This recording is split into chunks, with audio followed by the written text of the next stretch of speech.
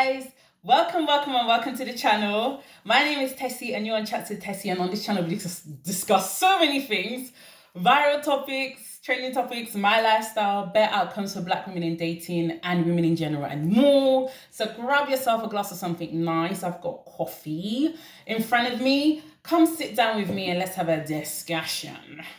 So if you're a new viewer, welcome. And if you're an OG, welcome. It is so nice to have you here.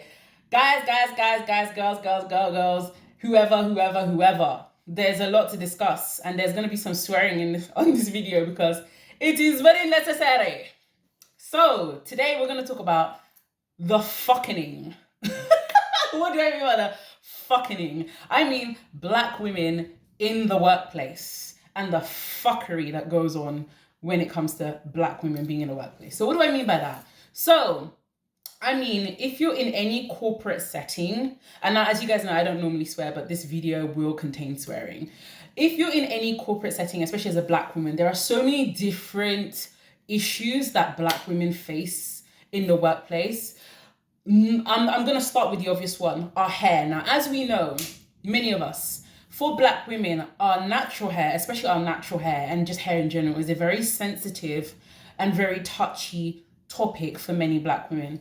And many black women actually face a lot of discrimination when they go into the workplace, especially when you're wearing your natural hair, especially if you are having 4C hair or natural hair that doesn't have a loose curl pattern. Then many black women do face a lot of struggles making sure that they feel comfortable coming to work. A lot of workplaces are very hostile towards black women's natural hairstyles.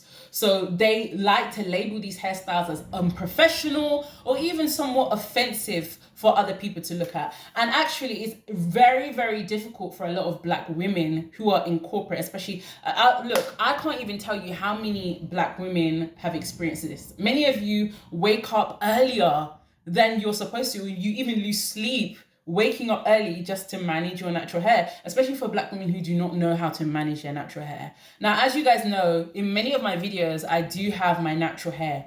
I have braids on right now, but if you check my other videos, I have my natural hair on, and I have been wearing my natural hair in many of my previous company roles.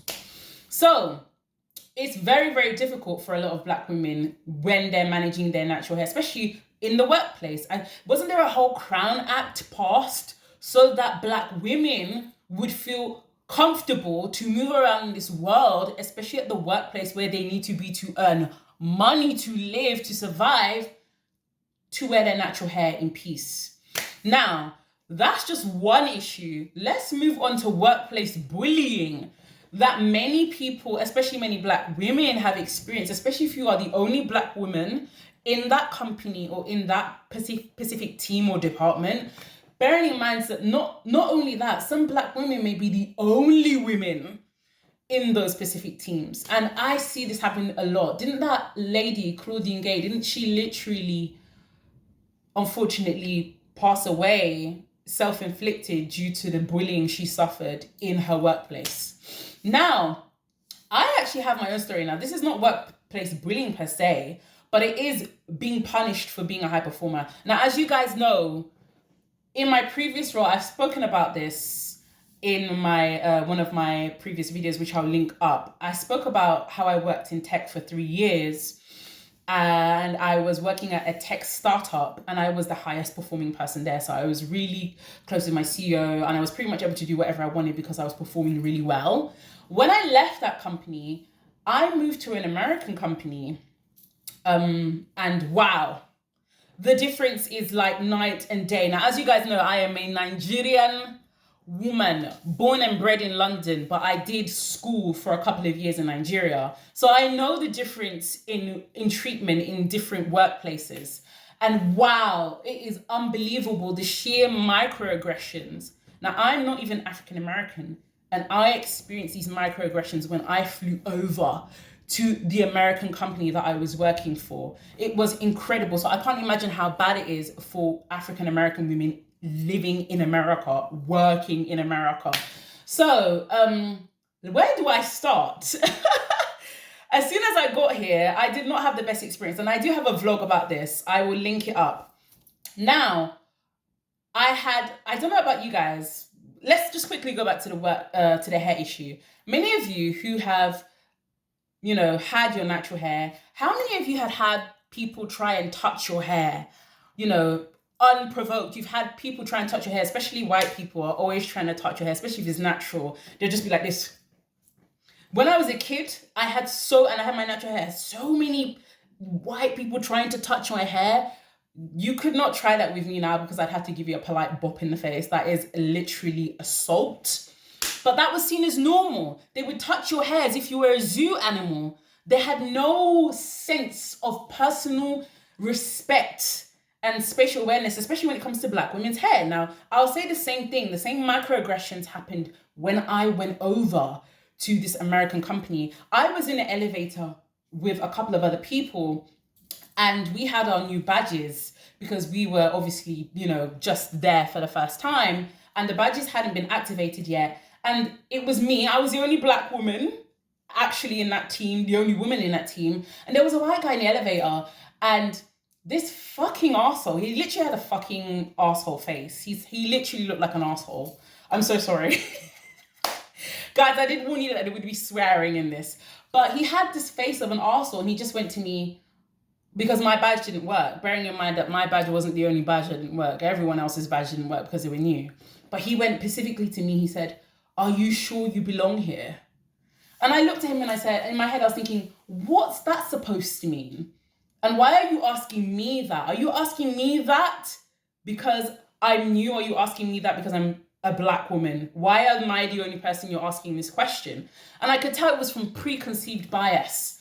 Oh no, of course I'm in the office because I'm just here for the good of my health. I'm just here for fun. This place is so amazing that I would be here without being paid. Like, the sheer stupidity of that question, it revealed a lot of preconceived bias. And this happens a lot. And I was so glad I never had to see that person again. And look, guys, do not think that because I'm marrying a white man that I will not read these people to filth when I need to. I will. At the same time, as I've said previously on the channel, the character of a person doesn't depend on their skin color. You, as a Black woman, you may experience many racially motivated or discriminated actions from anybody of any race or color, right?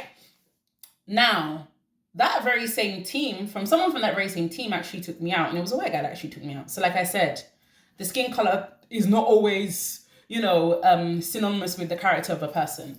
So I know I'm not the only person that's experienced microaggressions like that, passive aggressive actions and statements based on who I am or who I'm perceived to be. Now, a lot of Black women experience workplace bullying, but let's not even talk about, and bearing in mind, I'm someone who I choose to be in a career. I have a fantastic fiance, Greg, who I've spoken about many times. He's Polish.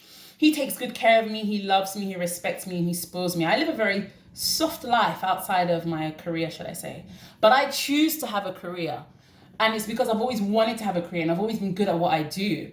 But that doesn't mean that if I was unhappy in a place that I would have to stay there. I'm really fortunate that I don't have to stay in a place I'm unhappy in. And thank God I'm not at that company anymore because it was a complete nightmare, right? But many Black women don't have that luxury. They don't have the luxury to just leave a place that they're working in they're experiencing microaggressions or bullying. Some of them are struggling. They have to stay there.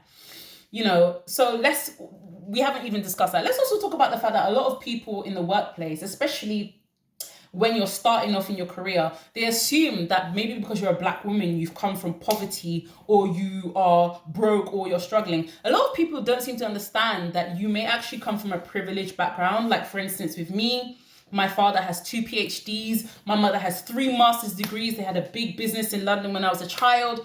And a lot of people don't automatically understand that, so they get confused, and that can cause resentment. So let me know your experiences below, and don't forget to like and subscribe.